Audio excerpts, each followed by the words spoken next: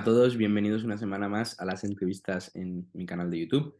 Esta semana traigo a Jorge Gómez, director de un laboratorio de reproducción asistida en Helsinki, y viene a hablarnos de su trabajo. Así que, Jorge, ¿en qué consiste exactamente tu trabajo? Bueno, básicamente ayudamos a parejas, bueno, a parejas o a personas con problemas de fertilidad a conseguir su sueño, que es básicamente pues, un bebé en casa. Y bueno, para ello todo esto lleva un proceso, ¿vale? Desde los doctores que empiezan con la estimulación hormonal hasta conseguir este embarazo deseado. Y bueno, nosotros en el laboratorio tratamos, por ejemplo, desde inseminaciones artificiales, que es tratar el esperma e introducir directamente el esperma en la mujer y que el esperma haga por sí solo la función que tiene que hacer. Así que bueno, hacemos unos lavados del esperma para seleccionar, pues por ejemplo, para quitar los espermatozoides que están muertos y seleccionar aquellos que tienen una mejor movilidad antes de esto, pero ese es el procedimiento más sencillo, pero también el que tiene menores tasas de embarazo, pero también es el más barato. Ya pasaríamos también a lo que sería siendo un ciclo de inseminación artificial, que bueno, pasaría pues por una punción o en el caso de que tengan los óvulos congelados, una descongelación de los óvulos, una fecundación de estos, ya sea por una IVF convencional o por una ICSI. La diferencia está entre que en la IVF convencional los óvulos, bueno, los espermatozoides se encargan de entrar en el óvulo y fecundarlo. En el caso de la ICSI es una inyección. Nosotros seleccionamos el espermatozoide y lo inyectamos dentro del óvulo. Eh, Aquí, pues bueno, en todo el proceso hay diferentes variantes. Por ejemplo, no siempre tiene que ser una muestra de esperma eh, obtenida de manera natural mediante masturbación, sino que puede ser, por ejemplo, si alguien no en el eyaculado no tiene espermatozoides, pues bueno, podemos hacer una biopsia del testículo. eh, o, por ejemplo, ni siquiera necesitamos que venga el hombre el día de la punción, sino que si viene antes por problemas de horarios o lo que sea, puede venir antes cuando él quiera, congelamos la muestra de esperma y la descongelamos el día de la punción y hacemos la inseminación de los óvulos. Luego, los días posteriores, nosotros tenemos los embriones, el día cero es el día de la punción y los tenemos hasta día 6 o en algunos casos hasta 7 días con nosotros en los incubadores. Revisamos tanto la fecundación como, bueno, hacemos diferentes checks a lo largo del desarrollo de los embriones y después, si llegan al estadio de blastocisto, que es entre el día 5 y día 7, los transferimos y o los congelamos. Eh, También una variación en este proceso es el diagnóstico genético preimplantacional o PGT, eh, en el que llegado a este estadio, biopsiamos unas pocas células del embrión y las mandamos a analizar. Entonces, bueno, estos embriones siempre van a ser congelados porque tenemos que esperar los resultados, no los transferimos. Y, y bueno, el laboratorio de genómica se encarga de analizar estas muestras y nos dice si los embriones son euploides o normales o si tienen alguna anomalía. Todo esto que comentas Eh, parece bastante profesional, que hace falta prepararse para llegar hasta donde has llegado. bueno, yo hice la carrera de biotecnología y luego un máster de reproducción asistida, eh, pero varía mucho dependiendo del país en el que te encuentres. De hecho, antes no existían estos másters yo creo que España es uno de los líderes en educación en este campo. Bueno, somos básicamente el útero de Europa. Básicamente, pues nosotros somos líderes, yo creo que a nivel, bueno, creo no, somos líderes a nivel europeo y mundial. Básicamente uno de los eh, referentes es España en el tema de reproducción asistida. ¿Por Bueno, qué? a la cabeza. Y España se ha volcado más al estudio de la reproducción asistida. bueno, a ver, yo creo que también es algo, yo creo que tiene que ver también un poco con lo cultural, porque, o por lo menos yo lo que veo entre las diferencias entre los países del norte y los del sur. Nosotros en el sur somos yo creo que más disfrutones y tardamos más tiempo en buscar el hijo y bueno, cuando ya nos ponemos pues es un poco tarde y sobre todo también pues porque tampoco tenemos una situación económica estable para los jóvenes en la que bueno pues aquí por ejemplo lo que yo veo en los países del norte es que es mucho más accesible para los jóvenes eh, tener su propia casa, obtener unos ingresos más altos. Entonces, sí que es verdad que yo creo que se pueden plantear antes el tener hijos. Ujú. Entonces, bueno, a ver, obviamente el factor edad es uno de los que más afecta a la fertilidad. Y no solo en España, sino en los países del norte en general, desde tu experiencia, ¿crees que cada vez hay más problemas de fertilidad? Sí, ¿Y por qué crees que se da sí, eso? porque lo que te he dicho, nosotros Gracias. en el sur tardamos muchísimo, pero es que aquí ahora están tardando también más. Poco a poco, al final la sociedad vira hacia ese punto de tardar siempre un poco más eh, al para buscar un hijo. Al final un hijo es un gasto muy grande y tienes que tener una situación un poco estable para planteártelo, ¿no? No sé que sea de improviso, pero bueno. Eh, el caso está en que, por ejemplo, las crisis, etcétera, pues no te planteas, voy a tener un hijo. Igual me espero unos años a tener más ahorros o primero la casa, tal. Eso también está llegando aquí. Mm, sobre todo, pues, a ver, también el hecho de que yo creo que también afecta muchísimo el hecho de que pues cada vez vivimos más en las ciudades, hay más contaminación. Por ejemplo, yo creo que en España se come peor, quizás. Y todo esto, el nivel de estrés, polución, eso afecta bastante a la fertilidad también. Entonces, bueno. ¿Cuál es la eh, edad óptima? Si, ¿eh? si dices que cada vez empezamos más tarde a intentar tener hijos, ¿cuál es la edad óptima para empezar? A ver, Ya, independientemente de no hay la una edad fase. óptima para empezar. Yo te digo que hasta los 35 años es una buena edad, hasta los 35. Ujú. Y los 35 yo diría que es un poco ya el límite, ¿no? Pero pongamos entre 35 y 39, ya es una zona un poco, un rango de edad ya más difícil. La fertilidad cae en picado a partir de los 35 y bueno, ya a partir de los 40 que eh, desafortunadamente es el caso de muchas mujeres que a partir de los 40 es cuando pueden o quieren eh, tener hijos, es bastante difícil. ¿Cuál es la ciencia detrás de eso de que a las mujeres se les pasa el arroz? ¿Por qué se dice eso? A ver, porque ellas, las mujeres, tienen, o sea, en el momento en el que nacen, tienen unos óvulos definidos. Nosotros, en cambio, eh, producimos espermatozoides hasta que nos morimos.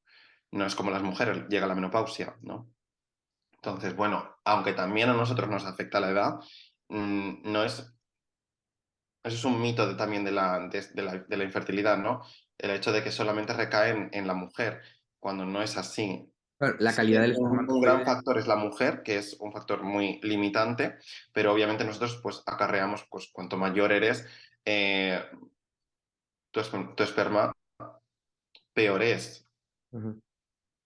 Si tienes, pues bueno, tienes, pero, y está bien, pero también el daño genético, mutaciones que puedes acarrear a lo largo de los años, ¿no? Eso también, obviamente, también afecta. No va a ser lo mismo la calidad de esperma cuando tienes 20 que cuando tienes 60.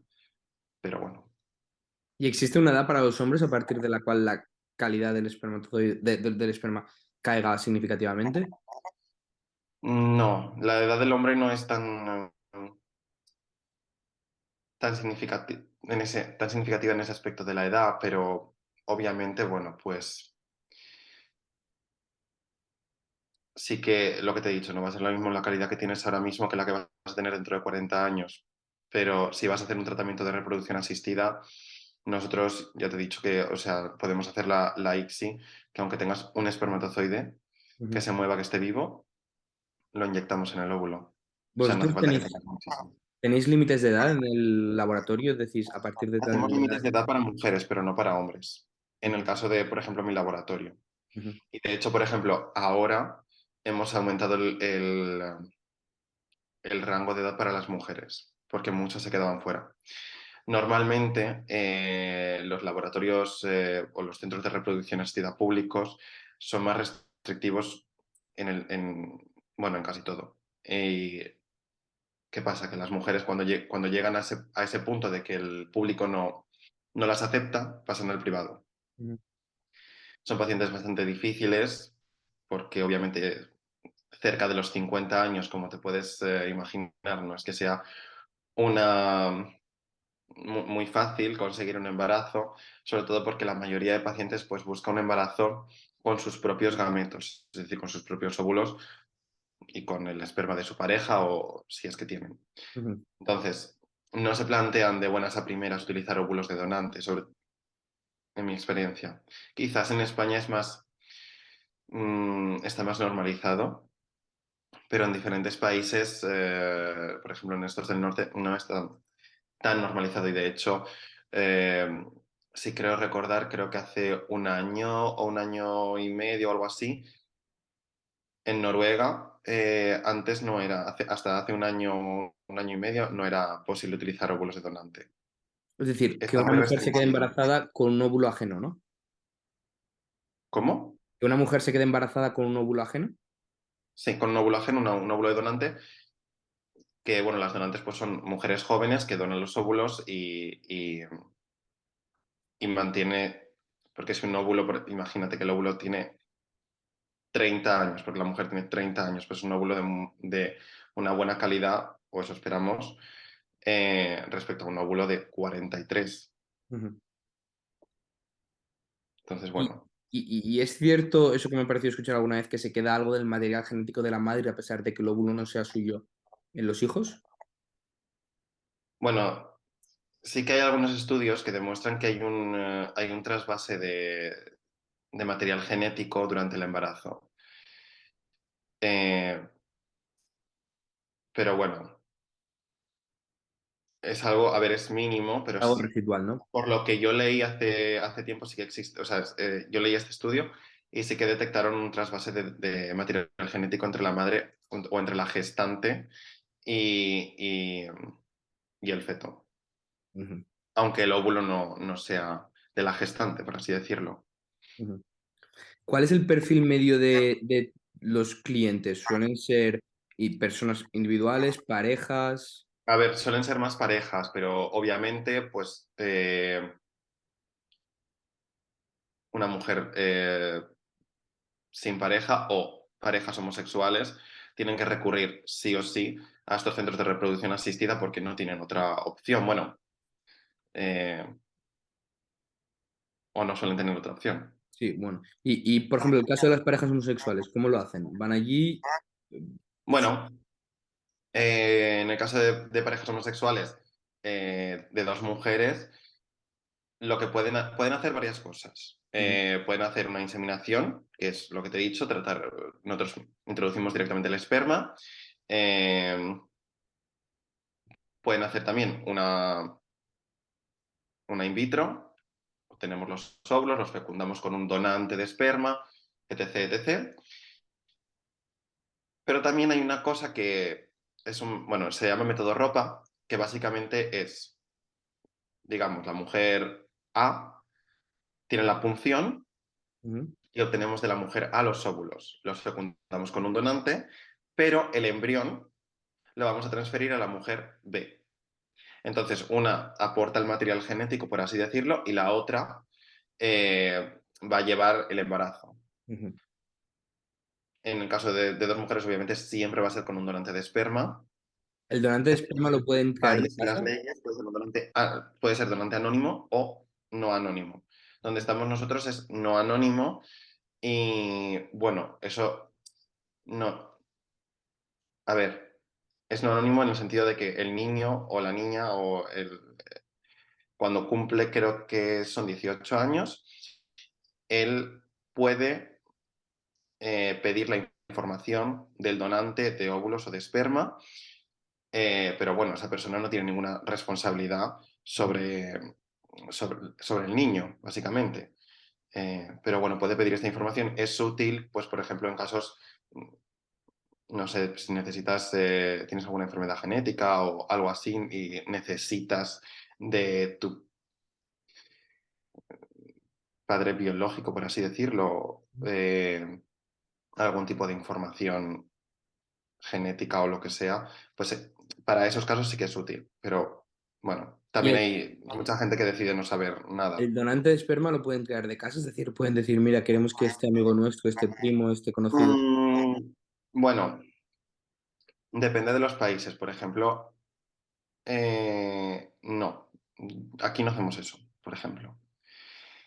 Supongo que en otros países, dependiendo de la ley, se podrá o no. Y sobre todo, la ley cambia. Entonces, cosas que antes, por ejemplo, se hacían en Finlandia antes se hacía eh, gestación subrogada, porque estaba en un vacío legal. Ahora es ilegal. Ujú. Entonces, pues van cambiando.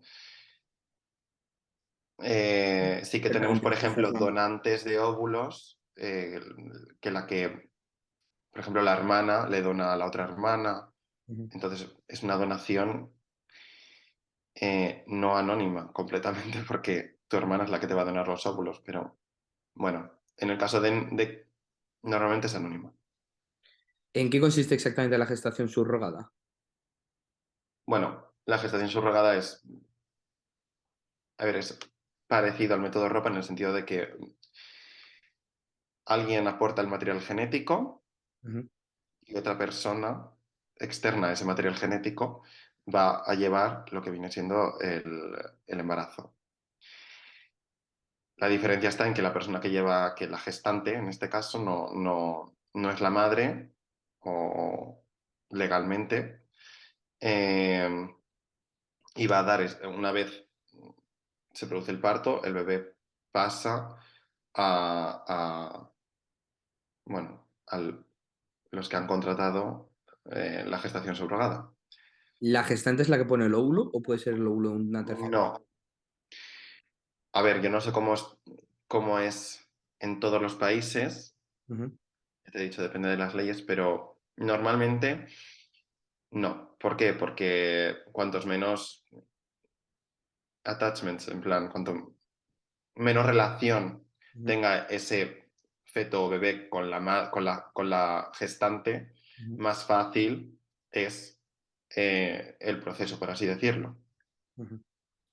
Y, por ejemplo, en el caso de una pareja homosexual, ¿cómo se elige el esperma de quién se utiliza? Homosexual de dos Los hombres. dos hombres, sí. Bueno, a ver, pueden elegir ellos, en el sentido de, pues quiero que sea mío o quiero que sea de mi pareja o lo que sea, pero también pueden elegir que sea anónimo, o sea, anónimo al azar, perdona. En ese caso, bueno, yo he escuchado mitos que, bueno, mezclan el esperma de los dos Ah, y, eso, sí, bueno, sí, sí. luego realizan la ICSI o la inseminación y no se sabe muy bien, pero no creo que sea lo común. Lo común sería coger lo fácil porque eso es un poco, bueno, yo lo mezclaría. Yo cogería simplemente uno de los dos y el otro lo destruiría y lo utilizaría sin decirles a la pareja cuál de los dos he cogido. Ese mito, me acuerdo que te lo pregunté yo, lo decías por eso, pero sí, es porque me acuerdo que lo vi en una serie en Modern Family explicando cómo lo hacían, contaban que lo hacían así, que hacían A ver, yo creo que es más un mito que una realidad, que lo Ujú. mezclan y tal. Bueno, ¿que es posible? no veo la razón científica por la que no sea posible, pero yo no lo haría, Ujú. porque de primeras que es un poco que para qué, si es mucho más fácil coger directamente uno de los botes y tirar el otro. Y, por ejemplo, pues no sé, yo en mi caso, pues igual cogería el que miro las dos muestras y la que mejor me parezca, pues cojo esa, porque luego me va a ser más fácil realizar la inseminación. Entonces, Tú no a se la, lo digo a ellos y ya está.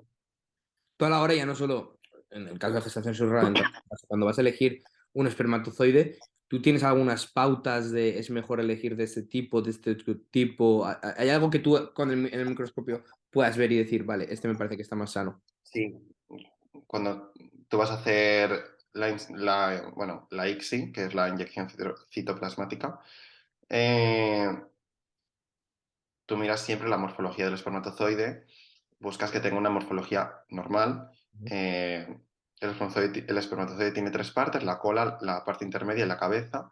Buscas que las tres partes sean normales y que tenga un movimiento normal, es decir, un movimiento pues progresivo. Por ejemplo, obviamente no voy a coger un espermatozoide que se está, digamos, bailando sobre el mismo punto, ujú. porque no tiene un movimiento que debería tener un espermatozoide. Buscas un espermatozoide que se mueva pues progresivamente, rápido. eh, Esos son los dos parámetros que nos ayudan a seleccionar un espermatozoide bueno para la inyección. Eso sí, nunca sabemos lo que tiene dentro. Es decir, si tiene daño genético o cualquier otra afección de ese espermatozoide en concreto, nosotros no lo sabemos. ¿Cuál suele ser el porcentaje de éxito de embarazos en la reproducción asistida? A ver, eso varía muchísimo. Me estuve mirando bueno, es público para todos, de hecho, eso lo puede mirar todo el mundo. Por ejemplo, en la SED, que es la Sociedad Española de Fertilidad, hacen un report todos los años. Y bueno, dependiendo mucho de las opciones que tú quieras, por ejemplo, si es un ciclo de ICSI o IVF con óvulos propios, pues en torno al 30-35% por transferencia. Ujú, Estos son los embarazos. ¿Qué es un embarazo? Bueno, pues a partir de una beta positiva, que es la prueba que te haces en casa, que es la hormona que está en el PIS, básicamente, el Clear Blue de toda la vida, y eso es una beta positiva,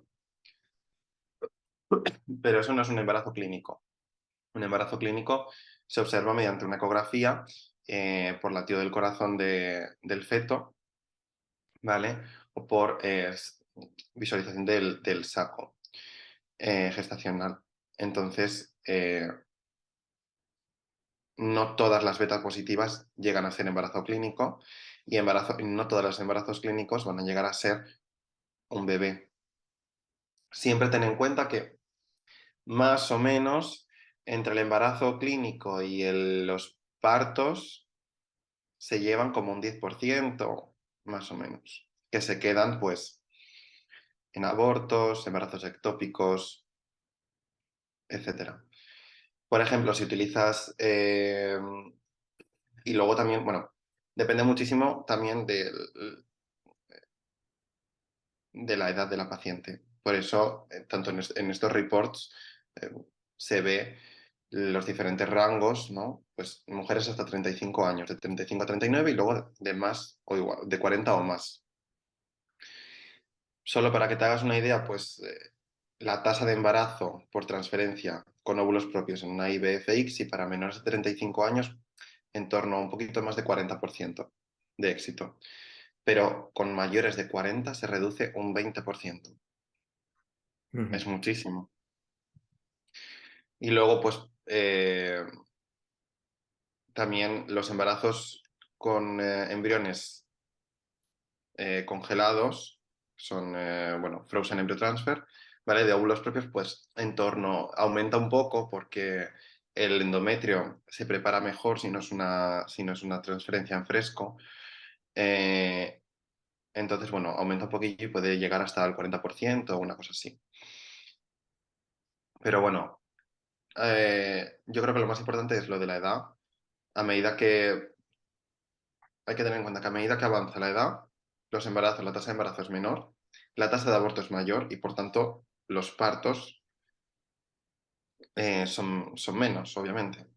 Cuando utilizamos óvulos de donante, eso cambia. Las tasas aumentan bastante, eh, entre un 45, 40, 60%, dependiendo. Pero aumentan bastante las tasas y los resultados entre los diferentes rangos de edad son mucho más parecidos entre ellos. ¿Por qué? ¿Habría, Pues bueno, porque lo que te he dicho, el material genético de una persona, de una mujer de 40 años, eh, es de más baja calidad, por así decirlo, que de una de 32. Pero como si utilizamos óvulos de donante, eso no lo tenemos porque el óvulo, el material genético, el material biológico ya es de buena calidad porque es de una donante. Entonces, quitas ese sesgo, por así decirlo, por eso los resultados son más similares entre los diferentes rangos de pacientes.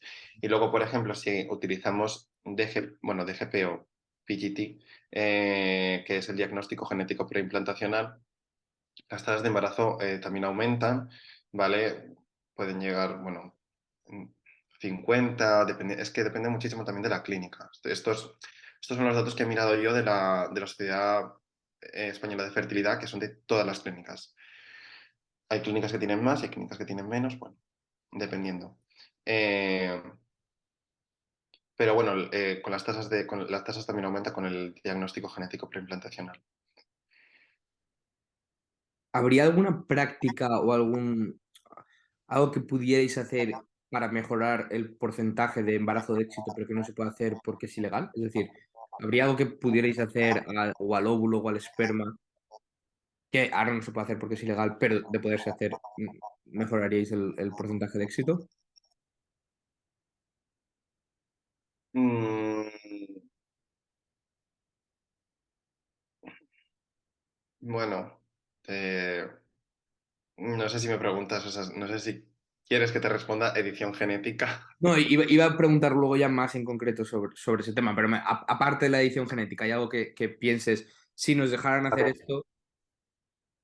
hay muchas cosas que podemos hacer que ya hacemos para mejorar los resultados. Pues, por Ujú, ejemplo, este diagnóstico genético preimplantacional, la utilización de incubadores de última tecnología, que son incubadores de time-lapse. Son básicamente las últimas innovaciones en este campo, pues la utilización de inteligencia artificial sobre estos vídeos. Bueno, un incubador de time-lapse básicamente es un incubador que genera vídeos de los embriones de la paciente, ¿no? Y entonces podemos ver todo el desarrollo del embrión ujú. desde el día 1, desde el día 0 hasta el día 6 o 7, que lo tenemos ahí, sin molestarlos ni nada. Los incubadores normales tenemos que sacarlos del incubador, que ellos están allí a sus 37 grados, con los gases que necesitan para mantener el pH correcto, etcétera. Los tenemos que sacar y ver en el microscopio muy poquito tiempo y luego los volvemos a meter. Con estos incubadores, no. Lo bueno de estos incubadores de time-lapse, que ahora se está implementando las inteligencias artificiales que nos ayudan a seleccionar cuál de los embriones tiene mayor posibilidades de implantación. Esto es lo que ya se está haciendo. Luego también los test no invasivos, que yo creo que es ahora lo que es hacia dónde vamos eh, o hacia dónde queremos ir.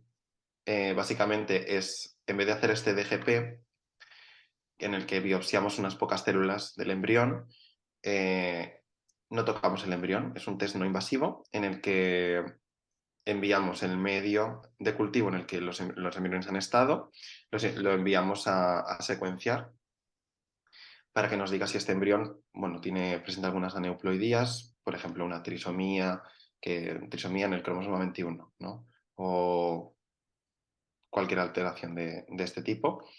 Eh, es lo que se está haciendo ahora.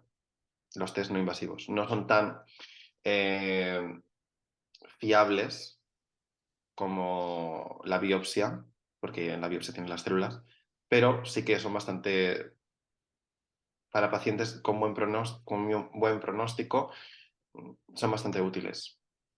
Pero, ¿qué podemos hacer? Pues, a ver, ahora mismo hay un boom en este tema de infertilidad. Esto no creo que baje, porque, por ejemplo, salió hace muy poquito un estudio que dice que la calidad espermática se reduce en torno al 1% cada X tiempo, que es bastante. Entonces, esto no va a mejorar, o eso es lo que dicen los estudios. Entonces, siempre aquí hay mucho dinero invertido. Conforme mejoren los medios de cultivo, mejoren los incubadores, mejoren las técnicas de selección de los embriones, o mejoren, por ejemplo, las técnicas de fecundación, eh, pues eso es lo que podemos hacer. Cosas ilegales, no se me ocurre ninguna que podamos hacer para mejorar estas tasas, en el sentido de, bueno, si estás en un país en el que no se permite la ovodonación, pues sí, eso sí que lo puedes hacer y es ilegal en tu país, pero, eh, por ejemplo, en España tenemos una ley que nos permite hacer, menos la gestación subrogada, desde hace muchísimos años, ovodonación, donación de esperma, o sea, no. Y también, Pero hay países donde es más legal. también lo has mencionado antes, y iba a ser la siguiente pregunta, la edición genética. Esta es una cosa que me parece bastante, bastante interesante. Es ilegal, creo que en todos los países, ¿no? Bueno, en la gran Es mayoría ilegal de en todo el países mundo. es No se ilegal en puede todo el realizar. mundo. Eh, Sí. ¿qué se puede hacer exactamente? Es decir, ¿cuáles son las capacidades dentro de la edición genética? ¿Qué es lo que se podría llegar a hacer? ¿Y qué es lo que tú personalmente, por ejemplo, sabrías hacer? Me podrías decir, oye, pues yo mañana si quieres te podría hacer... A ver, yo no sé hacer nada porque eso, obviamente, es ilegal. Yo nunca lo he hecho, ni siquiera en otro tipo de células, No lo has porque hecho, pero no tampoco lo sabrías hacer. Es necesito decir, si yo te investigación. pido, hazme esto, no lo sabrías hacer. No. A ver, nosotros en un laboratorio cuando hacemos, por ejemplo, imagínate el DGP, ¿vale? Obtenemos determinada información genética. Por ejemplo, si realizamos este diagnóstico, podemos saber el sexo o los cromosomas sexuales del embrión. Eso sí que lo podemos saber.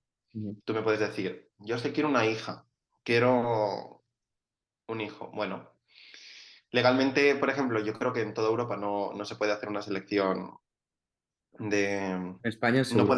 No podemos darte esa información y lo tengo que hacer totalmente al azar, pero Ujú. por ejemplo en otros países como Estados Unidos sí que puedes seleccionar eso. Ujú. No es una edición genética, es simplemente que tienes esa información del embrión y seleccionas pues para que sea un niño o una niña. Eh, ¿Qué más cosas puedes llegar a saber? ¿Puedes llegar a saber si tiene una trisomía? Has dicho sí, antes, una ¿verdad? trisomía, sí, eso es lo que, por eso hacemos los test. Eso sí que te lo puedo informar, esa información de, pues tiene una trisomía en el cromosoma 21, o tiene una delección en el cromosoma 2. Eso sí que te lo puedo decir. Vale. No te puedo decir lo sexual, pero Pensaba que eso tampoco se podía decir.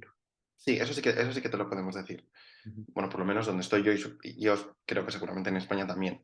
Eh, esa información, sí. Y por ejemplo, bueno, pues si en tu familia tenéis una enfermedad de un determinado gen que provoca X, podemos buscar en todos los embriones que tengas cuál está afectado, cuál es un carrier y cuál no tiene esa mutación.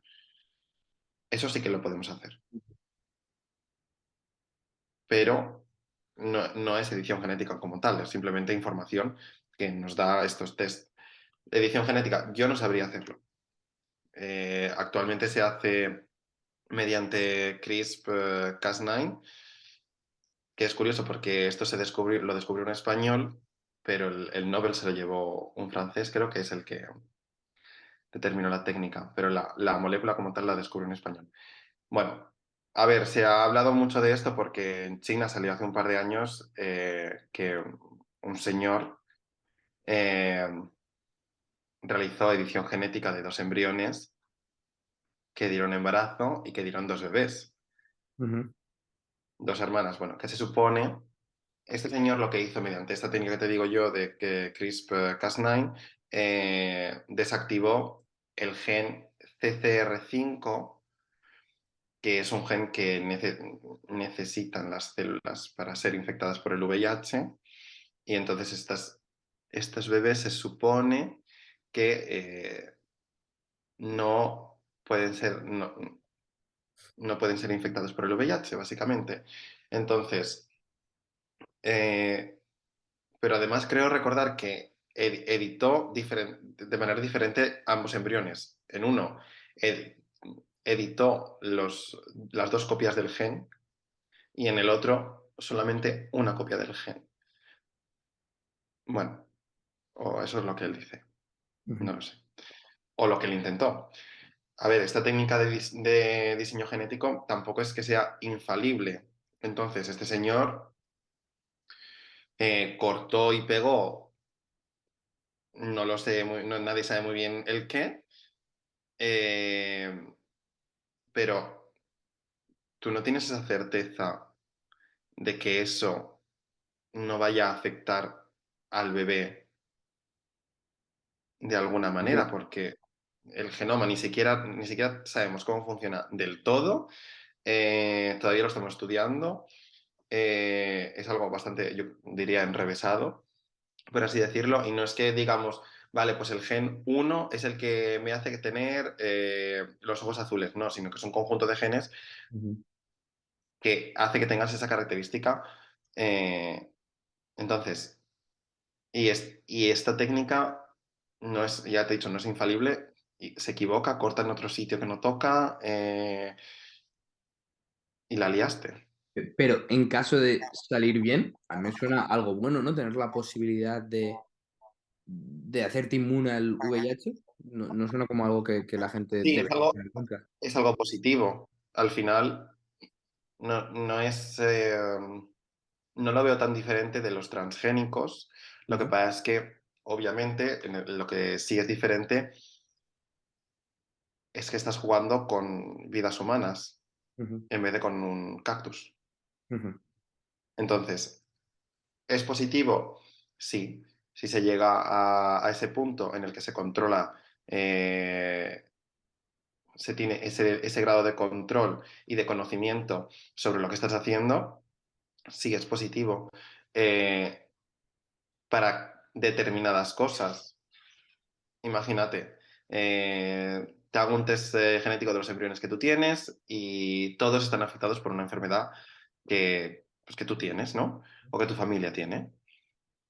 ¿Por qué no voy a editar esos embriones si tuviese la opción para que no tuviese esa enfermedad? El caso es, ¿dónde paras? Vamos a llegar a editar, eso no lo vamos a ver nosotros, o dudo que lo veamos, pero vamos a editar para que sea rubio, vamos a editar para bueno, pues características físicas eh, banales, por así decirlo, para tener como bebés a la carta. Bueno, Sería, quiero para decir, enfermedades sí que lo veo útil, pero de todas formas, ya te digo, no es positivo si se llegase a ese grado de conocimiento y de saber cómo hacerlo y tal, bueno, pues sí, pero no estamos ahí, vamos, ni de lejos. O sea, este señor lo hizo, pues, a ciegas. Y de hecho, bueno, leí que le cayeron como 3 años de cárcel y como unos 400.000 euros de multa o algo así.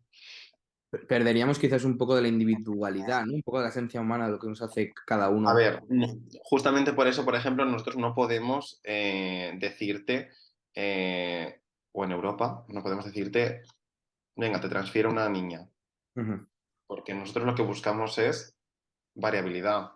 ujú, No podemos, y de hecho, por ejemplo, no podemos utilizar un donante todas las veces que queramos. Una ujú, vez ha cumplido un cupo de niños, ese donante se retira. Porque en la sociedad, bueno, eso se calcula, ¿vale? Para que ese número no es al azar, ¿vale? Se calcula para que haya variabilidad ujú. en la población. Sí, sí. ¿Y ahora se sabe algo de las niñas? ¿Se sabe cómo están, si viven A bien? ver, yo lo último que sé es que las niñas nacieron y estaban sanas, pero que las iban como a controlar, en el sentido de hacer chequeos y tal. No sé nada más, la verdad, de las niñas chinas estas, no tengo ni idea. Y Ujú. de hecho, no sé ni siquiera si les habrán hecho un test genético para corroborar que le hicieron esa edición genética solamente ahí o no tengo ni idea. No sé. Es que ni siquiera sé si funcionó o no funcionó. Es que no tengo ni idea. Hablando de noticias de los últimos años de la biotecnología, otra de las noticias de la reproducción asistida fue con Kim Kardashian, ¿no? Que para tener sus últimos hijos los tuvo a través de gestación subrogada, ¿verdad? ¿Por qué tuvo que hacer esto si ella en principio podría mantenerlos ella con en su momento marido? A ver, yo que me he visto todas las temporadas, lo que pasó básicamente fue que cuando se embarazó de su primera hija, North, tuvo preeclampsia y después tuvo algo que se llama como placenta acrea, ¿vale? ¿Placenta acrea? O acreta o algo así. Es que yo Ujú, doctor no soy. Entonces, bueno, te digo más o menos. Eh, y con el segundo embarazo le pasó lo mismo, con el de Saint, creo que es. ¿Qué son estas enfermedades? Bueno, pues la preeclampsia básicamente es que tienes una alta presión sanguínea. Esto genera un estrés en el corazón y en diferentes órganos y normalmente lleva a tener un embarazo, un parto prematuro. Pero que en su caso fue como, del primer hijo fue como 6 semanas antes de lo que le tocaba. Pero además de la preeclampsia, tiene esta, la placenta acreta, espero estar diciéndolo bien, eh, que básicamente es como que la placenta arraiga más de lo que debería en el útero. Entonces, ¿qué pasa? Que cuando sale el niño, la placenta se queda. Esto tiene un montón de riesgos, pues por ejemplo, eh, un sangrado excesivo, etcétera. Y creo que bueno, se pueden hacer diferentes cosas, por ejemplo, una histerectomía o, bueno, diferentes cosas. Pero ella decidió volver a embarazarse en el segundo con Saint y le pasó exactamente lo mismo. Son embarazos de riesgo. Tuvo preeclampsia y también otra vez la placenta acreta. Y de hecho, por lo que leí, el médico ya le dijo que no más embarazos. ujú. Creo que para Saint ya fue una IVF, fue a través de transferencia embrionaria. Para North sí que fue natural, pero le sobraron embriones con Saint. Tenía como 3 embriones congelados o 2, no me acuerdo muy bien. Y para las siguientes, obviamente, ella y el médico le dijo que sería mala praxis que ella que le recomendasen que hacer una transferencia embrionaria a ella por el gran riesgo que eso llevaba y decidieron pues tenerlo por gestación subrogada. Ujú. Los embriones eran de su material genético, de su material biológico, por así decirlo, óvulos de Kim y esperma de Kanye y sí, una madre subrogada. Y de hecho, el último, han hecho dos subrogadas. La madre, incluso la madre, bueno, la madre no, la gestante en este caso, eh, es diferente la primera de la segunda. O sea, yo creo que para no crear lazos o, bueno, no lo sé. Ujú. Pero, por ejemplo, eso es un caso diferente al de la otra hermana, que también ha utilizado gestación subrogada, que es Chloe, porque no fue por algo de salud, sino simplemente pues porque no quería pasar por un embarazo otra vez y decidió hacer una gestación subrogada. O sea que la reproducción asistida puede tener ventajas para lo que entendemos parejas convencionales, parejas que necesariamente no lo necesitarían, ¿no? Sí, A ver, la reproducción asistida para mí, las ventajas que tiene es que, pues por ejemplo, madres solteras, Ujú. parejas homosexuales, mm, parejas que quieren tener hijos y obviamente no pueden, eso es lo básico, ¿no? Eh, Y para pero pareja heterosexual sin enfermedades por parte de la madre, como el caso de Kim, ¿te puede garantizar incluso un embarazo más seguro o no? en el caso de hacer una subrogada, Sí, sí, no, sí, exacto. O no, o ella misma, simplemente que pase, que haga la inseminación artificial para asegurarse, ¿no? Para poder asegurarse que el esperma elegido pues no tiene ninguna enfermedad o...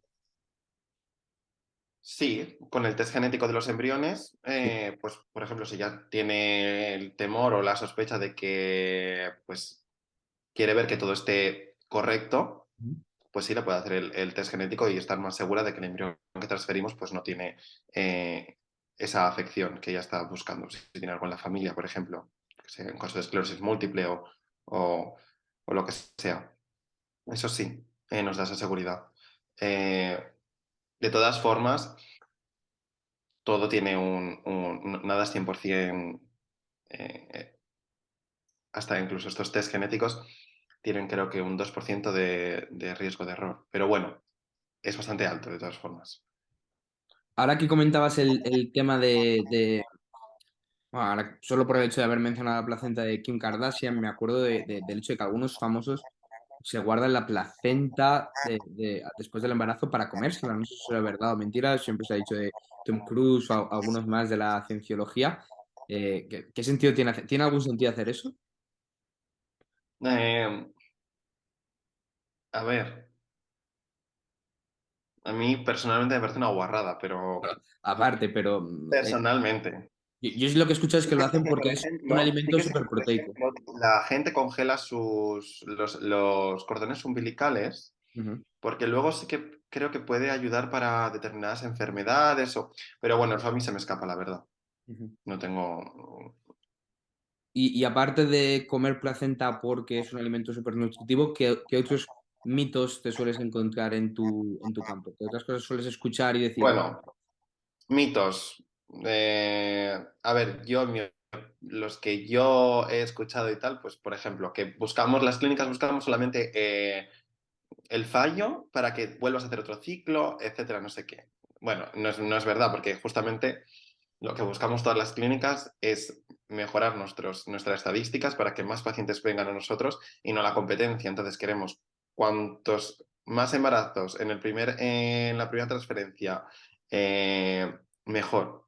ujú, Porque además existe lo que es el dropout, ¿no? Que una pareja pues se cansa después de hacer 3 transferencias, imagínate, y ya no vuelve a hacer más. Eso es lo peor, pierdes al paciente, básicamente. O se va a otra clínica porque dice, esta clínica no me da los resultados que esperaba, bla, bla. Justamente queremos lo contrario. También, bueno, el mito ese de modificamos los embriones, bla, bla. Es que no podemos hacerlo, ni no es sabéis, legal. no solo no podéis, Es que ni sé. Que sabemos cómo va a ser el niño por los test genéticos, no tengo ni idea. Solo tengo la información de los cromosomas sexuales, esa información sí que la puedo tener. ujú. Pero más allá de eso, no. Que es solamente para mujeres muy mayores, no.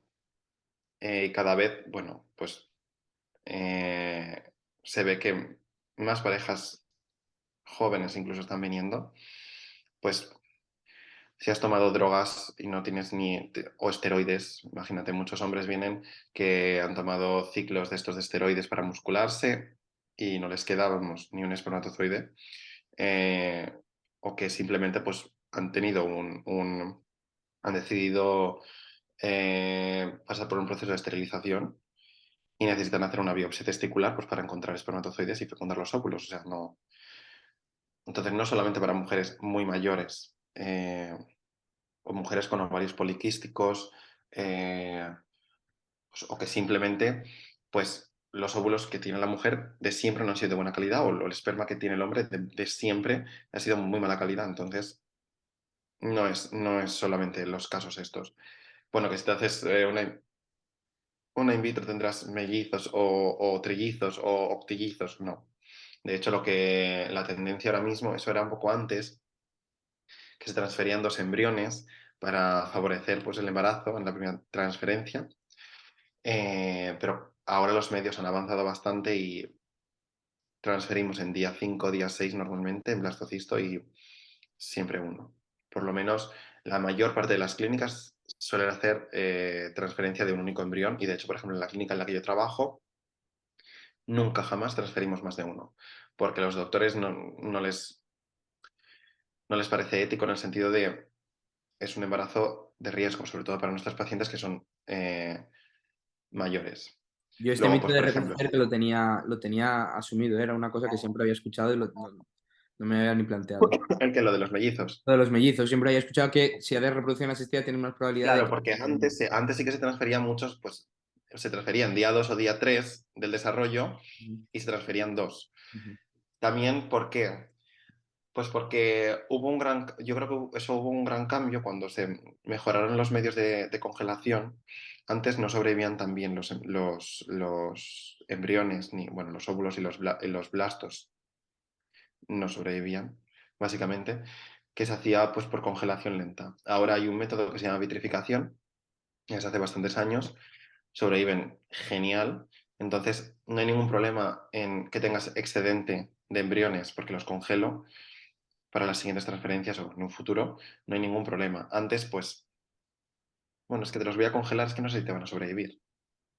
Entonces, mejor intentarlo todo ahora ujú. eh, y rezar porque te embaraces de una, que no, ¿sabes? Yo creo que eso era, pero se ha quedado esa idea de mellizos y tal, pero al contrario, ahora mismo casi todas las clínicas creo yo van en esa dirección de hacer transferencias de un único embrión. Y de hecho, cuando haces una transferencia de un único embrión, las tasas de gemelos o mellizos son iguales que en las de embarazo natural. O sea, no hay una diferencia. Luego, bueno, que si donas óvulos, pierdes los óvulos que vas a tener tú, etc. No, no es verdad. Porque lo que hacemos es estimular aquellos óvulos, estimular el crecimiento de aquellos óvulos que iban a ser destruidos, por así decirlo, por tu propio cuerpo. Entonces no pierdes tus óvulos en la ovodonación. Eh, bueno, yo creo que esos son los... ¿Y algún mito de la biotecnología, más, ya no solo de la reproducción asistida o embriología, sino de algún mito típico que escuches siempre de la biotecnología y digas, "Uf, estoy cansado de escuchar Bueno, esto"? yo creo que la biotecnología sobre todo está en los transgénicos, ¿no? Ujú, Recae un poco ahí, que, bueno, que son malos, que nos van a matar, que de todo, que nos van a hacer mutantes, ujú, cuando es, bueno, es mentira.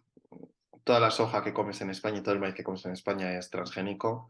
Hay muy pocos productos que están aceptados para ser consumidos siendo transgénicos. ujú, Pero bueno, eh, yo para eso bueno, hay un investigador de la Universidad Politécnica de Valencia que a mí me parece que habla bastante bien de ello, en el sentido de que se entiende bastante bien, que es José Miguel Mulet. Sí. Bueno, tiene bastantes libros, sobre todo de la alimentación, como Comer sin miedo, Transgénico sin miedo o Ecologismo real, bueno, pues que te enseñan un poco eh, todo lo que te están metiendo un poco en la cabeza que no tiene ningún sentido. Pues, por ejemplo, cuando ves la típica etiqueta en las manzanas de estas son ecológicas, bueno, eso es lo menos ecológico que existe. Entonces, o sin transgénicos ni colorantes.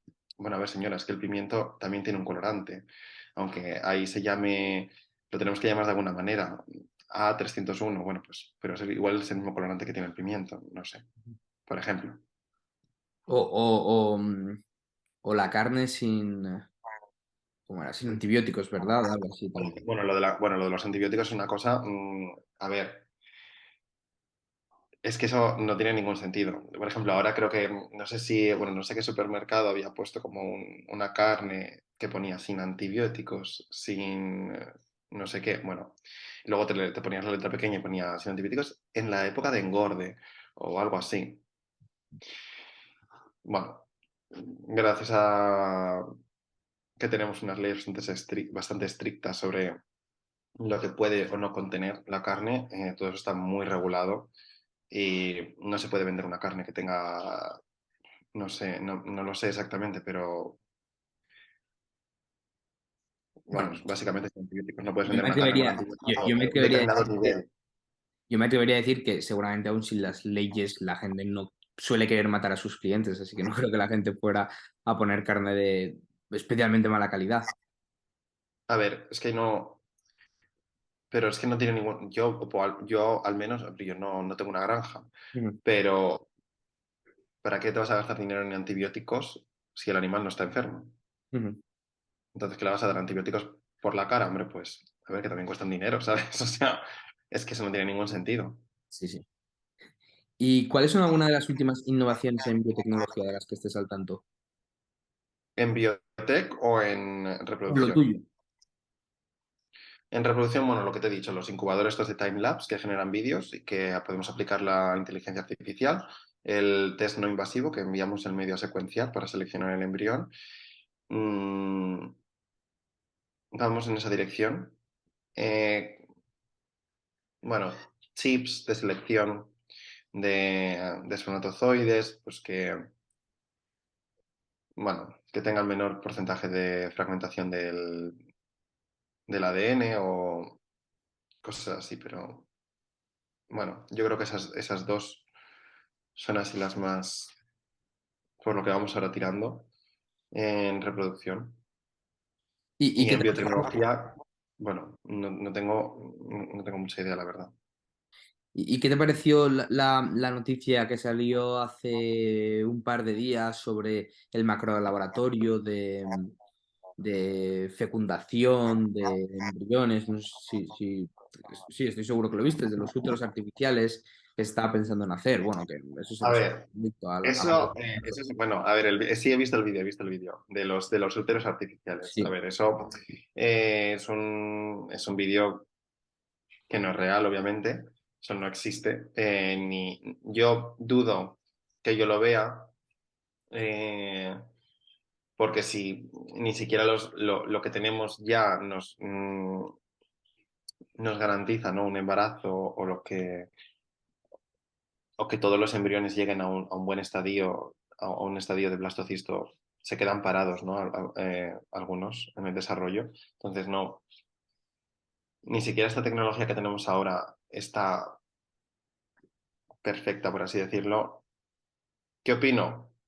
Bueno, que sería fantástico si tuviésemos una máquina donde tener ahí 9 meses al bebé. Nos ahorraríamos, bueno, riesgos para la gestante, Ujú. pero no sé cómo eso puede estar de afinado, por así decirlo. Entonces, bueno, estaría curioso. Ya Ah, lo veremos igual, ¿no? Pero bueno, yo lo veo positivo, yo lo vería positivo si eso existiese de verdad. sí, sí, Bueno, yo también lo vería positivo si existiese. Otra pregunta, aunque ya has mencionado un par, si quieres volverlos a mencionar, pero siempre suelo hacer esta pregunta hacia el final de la entrevista, y es, ¿qué libros nos recomendarías sobre o bien lo tuyo o biotecnología? bueno, yo no leo libros de reproducción asistida Ujú. porque leo Eso muchos pasa papers. con las ciencias justo, que avanzan tan rápido, ¿no? Al final tiene más sentido leer papers que Claro, libros, nosotros pueden lo quedar que obsoletos rápido. leemos normalmente son papers. Ujú, Pues, por ejemplo, quieres mejorar tus resultados de algo, tienes una paciente que tiene determinada condición, entonces, bueno, buscas qué se está haciendo en el mundo en este aspecto. ujú, Buscas papers, porque libros son libros de texto que, bueno, pues te dicen, pues, no sé, información de los embriones, pero información pues, básica y tal, se irán actualizando, pero nunca va a tener cosas tan específicas como un paper o métodos o qué están haciendo los otros laboratorios o qué resultados tienen, ¿no? Para compararlos con los tuyos. Pero bueno, los libros que te recomendaría, yo todavía no los he leído, pero sí que los tengo en mi lista, son los de este investigador de la UPV, Molet, sobre alimentación ujú. y el ecologismo, que básicamente, bueno, pues es algo aunque no estudies biotecnología, nos interesa a todos para que, pues hombre, si te están bombardeando continuamente de no transgénicos, no colorantes, no conservantes, tal, a ver, ecológico, que esta manzana es ecológica, bueno. ¿Por qué crees que ese discurso casa tan bien? El de antitransgénico, proecológico, pro... Bueno, porque está todo esto de... yo creo que pasa también porque las ciencias no es algo que entre en en la información colectiva de la gente. Es algo que normalmente la gente que no se tira para ciencias, eh, ciencias biológicas o por así llamarlas, no sé, eh, se intenta quitar lo antes posible. Entonces, en el proceso educativo me refiero. Entonces, bueno, no es algo que se incluya en la información colectiva o... Entonces, bueno, la gente, todo lo que viene de un laboratorio es un poco escéptico, ¿no? Y buscan lo más natural posible. Yo no me llevo muy bien con esa palabra natural, Ujú. pero bueno. Sí, bueno, al final es una cosa que se llama la falacia de la Claro, lo más naturaleza, ¿no? Que pensar que natural, algo es natural tiene que ser necesariamente bueno. sí, lo más natural. Bueno, pues el Botox también es natural. Tómate un vial de Botox a ver que, o sea, que es que no por ser natural, es que no, o sintético, una cosa es mejor o peor. Todo tiene sus características y punto, ¿no? No sé. Y muchas, gran parte de las cosas que nos han permitido progresar como civilización, como sociedad, como especie, son cosas artificiales, que los medicamentos, vacunas, todo eso tiene un enorme impacto positivo. Sí, bueno, pero la gente, bueno, pues supongo que Bueno, sigue siempre teniendo hay ese... cierta, eh, es normal, ¿no? Que también que existe ese cierto rechazo o escepticismo hacia lo nuevo, porque puede ser peligroso. Es decir, si nadie lo tuviera, ese rechazo o ese escepticismo, se hubieran probado muchas cosas, incluso demasiadas, y igual es A ver, exceso de prudencia a eso veces, por pero ejemplo es algo, bueno, los riesgos, ¿no? Un poco por así decirlo. Yo eso también lo veo, por ejemplo, en donde trabajo, ¿no? Los riesgos de esto, como, no sé, hay riesgos en todo. Pues siempre te has comido un tomate del supermercado, pues ¿para qué me voy a comer ahora un tomate que viene de un laboratorio o lo que sea? A ver si esto me va a matar. ujú, A ver, yo entiendo esa preocupación, porque esa preocupación, pues bueno, también la tienen las pacientes que tenemos nosotros, en el sentido, no de que me va a matar el embrión, pero eh, pues otro tipo de riesgos que ellos pues no entienden como que es normal que no lo entiendan. No tienen esa educación, entonces es normal ese miedo, pero a ver, es que también si estás constantemente recibiendo los mensajes de ecológico, no conservantes, no colorantes, no aditivos, no... Bueno, a ver, que un conservante puede ser perfectamente el vinagre. O sea, que no es, ¿sabes? ujú. Los pepinillos están conservados, que son, y son buenos, no pasa nada. Entonces, yo qué sé. Y por último, la última pregunta que hago siempre. Si pudieras tener una conversación con cualquier persona de la historia, viva o muerta, ¿con quién sería?